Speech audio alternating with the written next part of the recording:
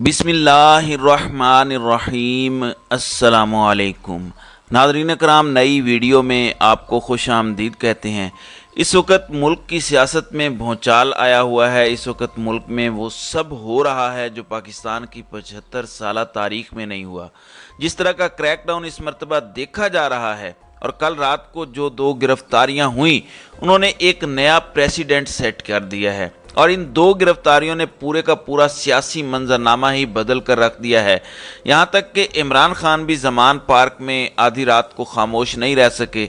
एक जानिब तो ये सब हो रहा है और जो पाकिस्तान तहरीक इंसाफ नहीं छोड़ रहे उन्हें विक्टिमाइज किया जा रहा है, आखिरी हद तक मजबूर किया जा रहा है। लेकिन वहीं दूसरी जानिब असद कैसर, जिन्होंने परवेज़ खटक के साथ मिलकर एक प्रेस कॉन्फ्रेंस की, लेकिन असद कैसर कुछ भी ना बोले। अब असद कैसर ने इस वक्त सबसे बड़ा सरप्राइज़ दिया है। अदालत पेशी थी असद कैसर की। उन्होंने अदालत पेशी के मौके पर जो ताकतवर हैं, जो पावर कॉरिडोर्स हैं या फिर जो फोर्स कर रहे हैं आजकल लोगों को पाकिस्तान तहरीक इंसाफ छोड़ने पर, उन्हें सबसे बड़ा सरप्राइज़ दिया है। जबकि दूसरी जानिब असद उमर भी मैदान में कूदे हैं और असद उमर ने जहांगीर तरीन को कहीं का नहीं छोड़ा और इस बात पर उन्होंने मोहर लगा दी है जो मैं पिछले 2 दिन से आपके सामने रख रहा था कि प्रोजेक्ट जहांगीर तरीन फेल हो चुका है और जो एक बहुत बड़ी कामयाबी हासिल करनी थी वो अभी तक हासिल नहीं हो पाई और कोई बड़ा रहनुमा जहांगीर तरीन के पलड़े में अपना वोट डालने के लिए तैयार नहीं है। नाज़रीन इकराम, अभी तक 9 मई का वाक़या किसी भी सूरत इमरान खान का पीछा छोड़ने को तैयार नहीं है। इस वाक़े के अंदर हर मुमकिन कोशिश की जा रही है कि इमरान खान को अल्टीमेटली इसका मास्टरमाइंड करार देकर आर्मी एक्ट और ऑफिशियल सीक्रेट एक्ट दोनों लगाकर आर्मी कोर्ट्स में इमरान खान का ट्रायल किया जाए। वज़ीर दाखिला राना सनाउल्लाह का कहना है कि 9 मई के वाक़यात में मुलव्विस अनासिर को किसी सूरत माफ़ी नहीं मिलेगी और घिनौने अमल में शामिल अफराद नाक से लकीरें भी निकालेंगे तो माफ़ नहीं किया जाएगा। आपको पता है कि आईजी पंजाब ने कल बैठकर एक प्रेजेंटेशन दी और उस प्रेजेंटेशन के उन्होंने बहुत कुछ वाजे किया। उन्होंने बताया कि फ़लाँ ने इतनी कॉल्स की और फ़लाँ ने इतनी। नाक से लकीरें निकलवाने की ज़रूरत ही नहीं है। आधे लोगों पर आप क्रैकडाउन कर रहे हैं। जो पीटीआई के खिलाफ प्रेस कॉन्फ्रेंस कर रहा है उसको आप आज़ाद कर देते हैं।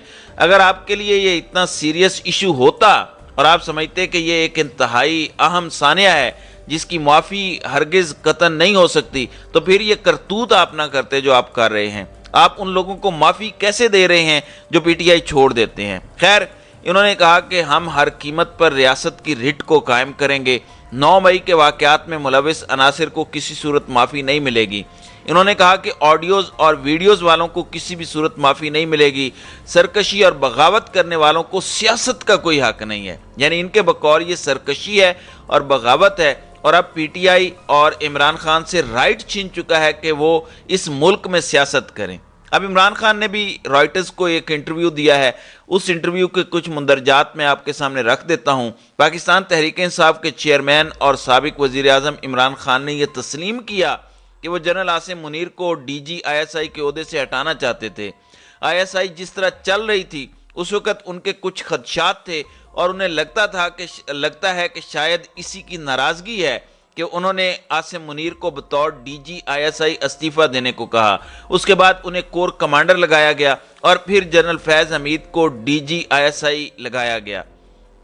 इमरान खान ने कहा कि उन्हें कोई शक नहीं कि उन पर फौजी अदालत में मुकदमा चलाया जाएगा, इमरान खान को जेल में डाला जाएगा। उन्होंने कहा कि इस क्रैकडाउन के पीछे मुकम्मल तौर पर इस्टेब्लिशमेंट है और इस्टेब्लिशमेंट का मतलब वाज़ेह तौर पर मिलिट्री इस्टेब्लिशमेंट है, क्योंकि वो अब खुलकर सामने आ गए हैं।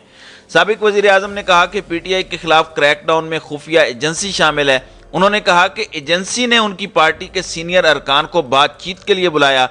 जब वो वहां गए तो उन्हें बंद कर दिया और कहा कि आप नहीं जाएंगे जब तक पीटीआई से अलहदगी का ऐलान नहीं करते। इमरान खान ने कहा कि इन्होंने मौजूदा बहरान से निकलने के लिए बातचीत के लिए फ़ोन से रब्ता करने की कोशिश की, लेकिन इमरान खान को कोई जवाब नहीं मिला और उन्हें मालूम है कि army chief general Asim Munir उन्हें साइडलाइन क्यों कर रहे हैं। रॉयटर्स के मुताबिक जनरल आसिम मुनीर को कबल अज़ वक्त आईएसआई से हटाए जाने की कोई ऑफिशियल वजह नहीं बताई गई, लेकिन इमरान खान ने इंटरव्यू में यह पहली मरतबा तस्लीम किया कि उन्हें इस किरदार से हटाया गया था। عمران خان کا مزید کہنا تھا کہ میں ایک ایسا شخص ہوں جو اس ملک میں 50 سالوں سے جانا جاتا ہوں، جس نے شاید اس ملک کے تمام ایوارڈز جیتے ہیں، اور شاید میں سب سے زیادہ معروف پاکستانی ہوں۔ میرے ساتھ اچانک ایک غیر ملکی جیسا سلوک کیا جا رہا ہے اور یہ بڑا عجیب ہے۔ دوسری جانب ناظرین کرام، آپ کو پتہ ہے کہ کریک ڈاؤن کتنا شدید ہو چکا ہے۔ کریک ڈاؤن میں تمام اخلاقیات، تمام معاشرتی اقدار، ان سب کی دھجیاں اڑائی جا رہی ہیں۔ میاں اسلم اقبال نے بتایا کہ 31 مئی کو ان کی بیٹی کا نکاح تھا، ان کی بیٹی کے جہیز کا سامان تک اٹھا کر یہ لے گئے، چوری کر کے لے گئے۔ یہ پولیس والے نہیں، یہ چور ہیں، اور نکاح نہیں ہو سکا۔ پھر سسرال تک یہ جا رہے ہیں۔ حماد اظہر ایک بڑے سیاسی خاندان کے چشم و چراغ ہیں، ان کے گھر پہلے چھاپا مارا گیا اور ان کے 82 سالہ والد کو کہا گیا کہ پاکستان کی یہ وہ والد ہیں جو پاکستان کی سیاست میں اہم کردار ادا کرتے رہے اور ٹاپ کے سیاستدان رہے۔ ان کے والد کو کہا گیا کہ آپ کی بیٹیوں کو اٹھا لیں گے۔ وہ خدا کا خوف کریں۔ رات کو حماد اظہر کا ٹویٹ آیا کہ میرے فادر میاں محمد اظہر، جن کی عمر 82 سال ہے، جن کے ہیلتھ کے بہت سے مسائل ہیں، انہیں پولیس نے اٹھا کر نامعلوم مقام پر منتقل کر دیا۔ عمران خان نے بھی اس پر سٹیٹمنٹ دی کہ میں اسٹرانگلی اس کو کنڈیم کرتا ہوں۔ تو یہ جو فاشسٹ رجیم ہے، یہ جو مکروہ چہرے ہیں، یہ پاکستان میں اخلاقیات اور موریلٹی کا جنازہ نکال کر پی ٹی آئی کو کرش کرنا چاہتے ہیں۔ یہ ہماری سوسائٹی کا ویلیو سسٹم تباہ کر رہے ہیں، جہاں پر ہم اپنی عورتوں اور بڑوں کا احترام کرتے ہیں، اور یہ اس حکومت کے خلاف نفرت اور غصے کو مزید بڑھاوا دے گا۔ بعد میں پتہ چلا کہ انہوں نے ان کے والد کو اٹھایا اور آگے سی آئی اے پولیس اسٹیشن لے گئے اور وہاں پر ان کے فون کی 1 گھنٹہ تلاشی لیتے رہے تاکہ وہاں سے حماد اظہر کا کوئی کلیو مل جائے۔ پھر ان کو یہ چھوڑ کر واپس چلے گئے۔ پھر تحریک انصاف کے رہنما ہیں وسیم افضل چند اور پیپلز پارٹی کے رہنما ہیں ندیم افضل چند۔ ان کے ضعیف العمر والد کو بھی گرفتار کیا گیا۔ ان کے بڑے بیٹے ندیم افضل چند نے کچھ ٹویٹس بھی کیے، وہ غصے میں بھی تھے، اور آپ کو پتہ ہے کہ ندیم افضل چند حکومت میں ہیں۔ انہوں نے لکھا کہ میں اس وقت نجف میں ہوں اور میرے 75 سالہ بزرگ والد کو گرفتار کیا گیا۔ انہوں نے لکھا کہ میں نے اپنی عرضی امام علی کی عدالت میں ڈال دی ہے، اور ساتھ ہی انہوں نے کہا کہ اے گرفتار کرنے والوں، میرے بوڑھے باپ کو چھوڑ دو، میں آ کر گرفتاری دے دوں گا۔ میرے باپ نے تو 15 سال پہلے سیاست پر لعنت بھیج دی تھی۔ انہوں نے کہا کہ میں جس کی عدالت میں بیٹھا ہوں وہ انصاف دیتا ہے۔ پھر ان کے والد سے متعلق بھی خبر آئی کہ انہیں رہا کیا گیا۔ تو یہ شرمناک معاملات بزرگوں، بچوں، عورتوں کے ساتھ کیے جا رہے ہیں، اور جس طرح سے طاقتور ننگے ہو کر سامنے آئے ہیں، اس کی مثال اس سے پہلے پاکستانی تاریخ میں نہیں ملتی۔ میرے خیال میں پی ٹی آئی کے اس کریک ڈاؤن میں ابھی تک کی یہ سب سے بڑی گرفتاریاں ہیں، یہ سب سے الارمنگ ڈیولپمنٹس ہیں۔ کوئی شرم اور لحاظ، حیا کچھ باقی نہیں رہا۔ یہ سوچے کہ ندیم افضل چند پیپلز پارٹی میں ہیں اور زرداری کا بغل بچہ نالائق اعظم محسن نقوی یہ سب کچھ کر رہا ہے۔ تو یہ اس وقت بے لگام ہوئے ہیں اور یہ انتہائی انفارچونیٹ ہے۔ خدا را پاکستان پر رحم کریں۔ دوسری جانب پی ٹی آئی کے سابق جنرل سیکرٹری اسد عمر کا کہنا ہے کہ جہانگیر ترین نے ان سے کوئی رابطہ نہیں کیا۔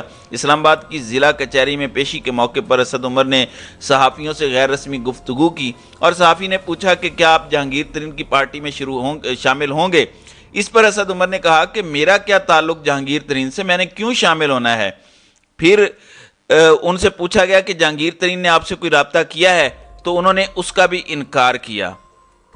دوسری جانب جو بڑا سرپرائز دیا اسد کیسر نے، میں نے پہلے بھی بتایا تھا کہ اسد کیسر کی باڈی لینگویج کو سمجھیں۔ اسد کیسر پرویز خٹک کے ساتھ ایک پریس کانفرنس میں بیٹھے، اسد کیسر نے ایک لفظ تک نہیں بولا۔ پرویز خٹک ابھی اینڈ کر رہے تھے کہ وہ اٹھ کر چلے گئے۔ اب سابق سپیکر قومی اسمبلی اسد کیسر نے کہا ہے کہ وہ تحریک انصاف میں ہی ہیں۔ اسلام آباد کی ضلع کچہری میں صحافیوں سے گفتگو کرتے ہوئے انہوں نے کہا کہ میں تحریک انصاف میں ہوں اور میں اپنے چیئرمین عمران خان سے رابطے میں ہوں۔ انہوں نے بتایا کہ آج میرے 4 کیسز ہیں۔ جہانگیر ترین سے رابطے کے سوال پر انہوں نے کہا کہ میرا جہانگیر ترین سے کسی قسم کا کوئی رابطہ نہیں ہے۔ صحافی نے پوچھا کہ Fawad Chaudhry P T I سے رہنماؤں کو لے کر جا رہے ہیں، آپ سے کوئی رابطہ کیا فواد چودھری نے؟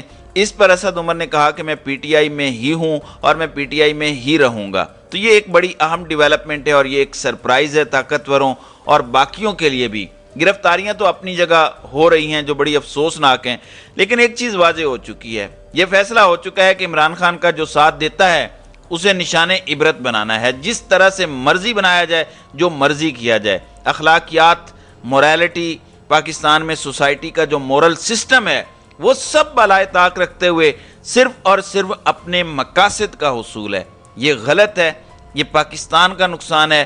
آپ لوگوں کو لوگ گالیاں دیتے ہیں، کہیں کسی کی بد دعا یا آہ نہ آپ لوگوں کو لگ جائے، کچھ سیاست کا نقصان کریں۔ ظاہر ہے پاکستان میں آئین اور قانون تو ہے نہیں، اس میں جو مرضی کریں، لیکن اس ملک کے اندر کچھ اخلاقی اقدار رہنے دیں، کچھ شرم و حیا اور لحاظ ضرور رہنے دیں۔